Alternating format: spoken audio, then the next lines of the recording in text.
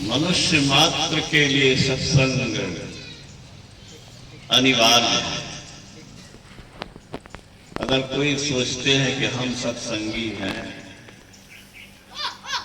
तो हमारे लिए ही है, सो बात नहीं। या कोई नहीं है, वो कहता है कि सत्संगी के लिए, सत्संग के लिए, सत्संगी के लिए हो रहा है।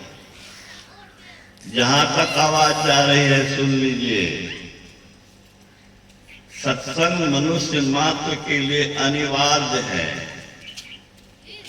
खाना मनुष्य मात्र के लिए अनिवार्य है, क्षुधा मिटाने के लिए, भूख मिटाने के लिए नहीं। तो सारे दुख को मिटाने के लिए सत्संग अनिवार्य है। कौन नहीं दुख को मिटाना चाहता है? कौन दुख में पड़े रहना चाहता है? इसीलिए ये मत समझिए कि सत्संगी के लिए सत्संग है, पूरे मनुष्य समाज के लिए है सत्संग। इसीलिए कि हम दुख से छूटे हैं। ब्रह्मा ने सृष्टि की, लोगों को दुखी देखा। माया में लिप्त पुरुष, शरीर इंद्रियों के साथ जब तक रहोगे दुख से नहीं बच सकते हो। आग के निकट रहो तो हमको गर्मी नहीं लगेगी, बर्फ के निकट रहो तो हमको ठंडी नहीं लगेगी, एरोप्लेन पर बैठ जाओ तो हम उड़ेंगे नहीं। ये हो नहीं सकता है। जिसका जो स्वभाव है उससे वह बच नहीं सकता है। शरीर इंद्रियों का स्वभाव है संसार के चीज में लालच। आंख सुंदर रूप देखना चाहती है, स्वाभाविक है।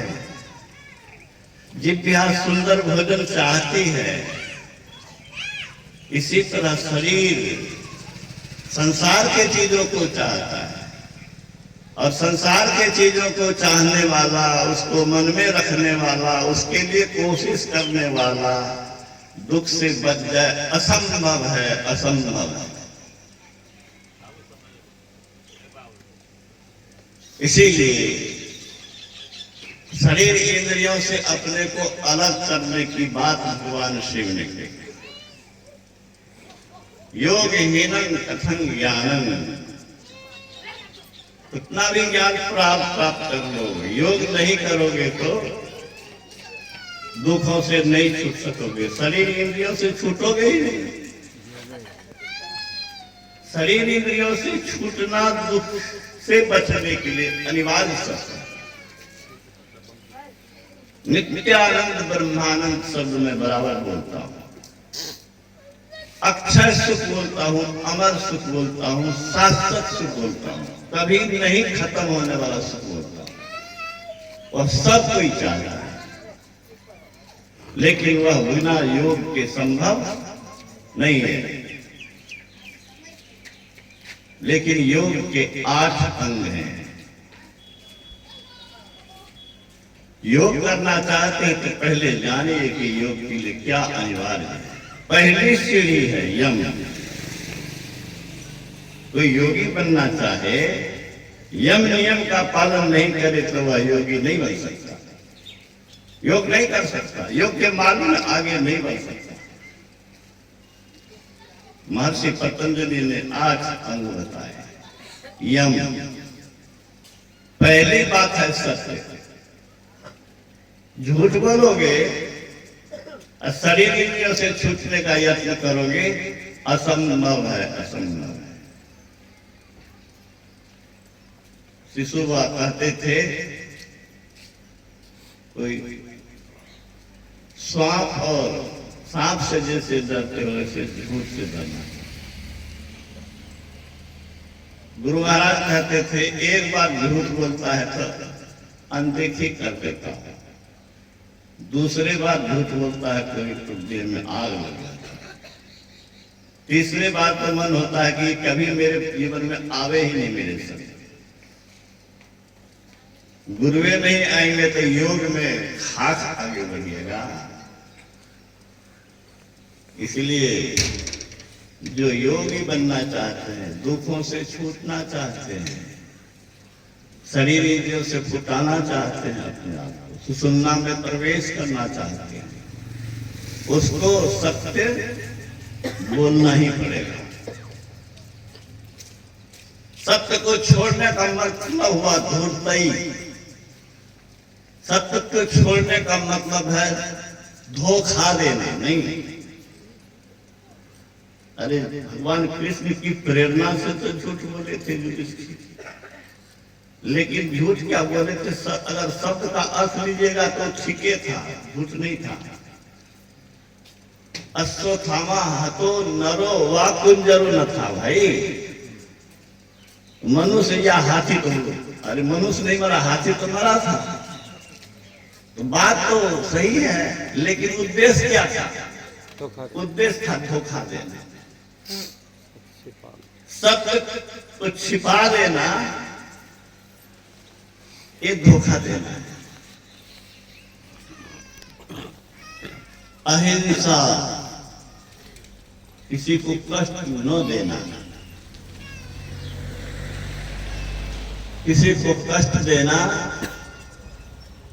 भगवान की ही सद्विभूति है।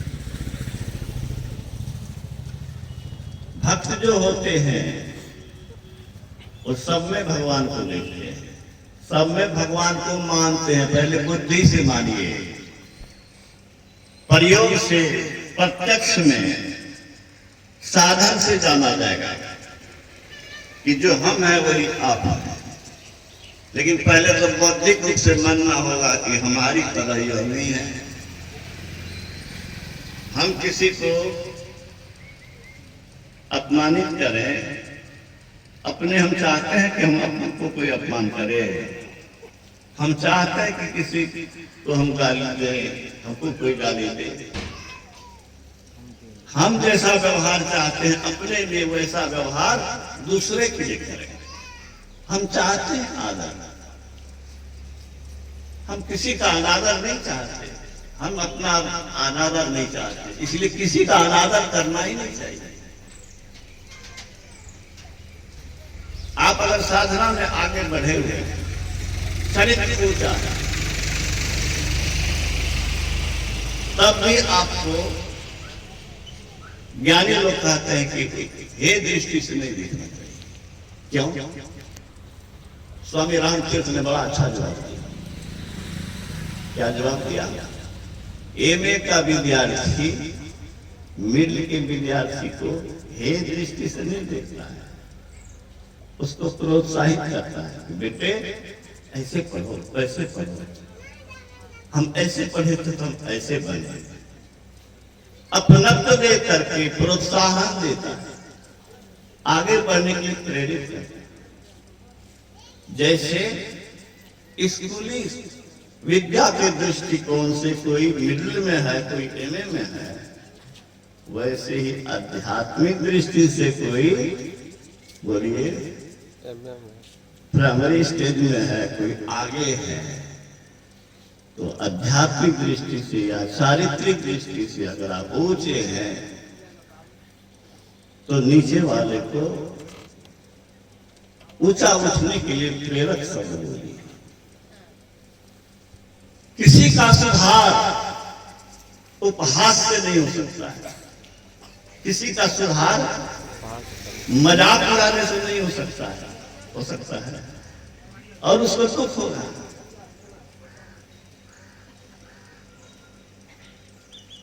स्वामी रामतीर्थ विवेकानंद ने कहा, अहिंसा की कसौटी है ईर्ष्या का अभाव। क्या है? ईर्ष्या का अभाव। ईर्ष्या का अभाव। इसको दो महला कैसे हो गया, कैसे इसका पतन हुआ, कैसे इसको फंसाया है। हाँ, अरे गृहस्थ करे तो करे, बड़े बड़े महात्मा कीर्ति के लिए, यश के लिए,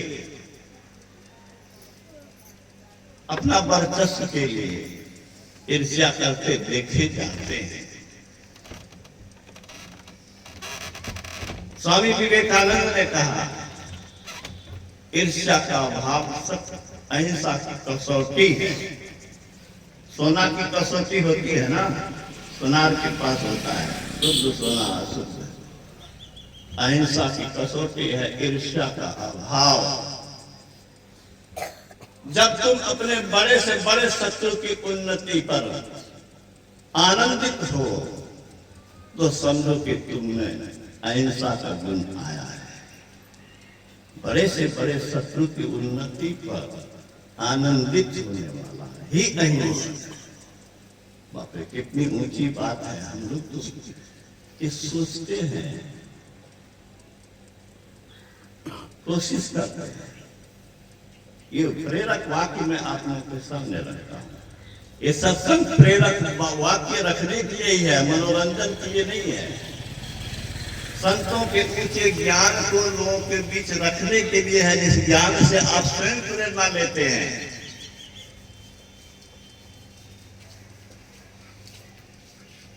कोशिश कर रहा हूं, लेकिन कभी कभी हमें भी ये नहीं हो सकता है कि शत्रु की उन्नति पर हम आनंदित हो जाएं। कभी कभी होता है कोशिश करने पर, विचारने पर, लेकिन स्वाभाविक रूप से कहीं न कहीं दुश्मन के गड़बड़ी होती है तो खुश होता है। सच्चाई का स्वीकार करना चाहिए, प्रवचन कर खाली करने से नहीं होना चाहिए। देवराह बाबा ने कहा जिसका मन वाणी एक नहीं है शास्त्र से दुर्जन की संज्ञा देता है। तो हमें दुर्जन बनना है क्या? जो भीतर है वही हमको कहना चाहिए, मानना चाहिए।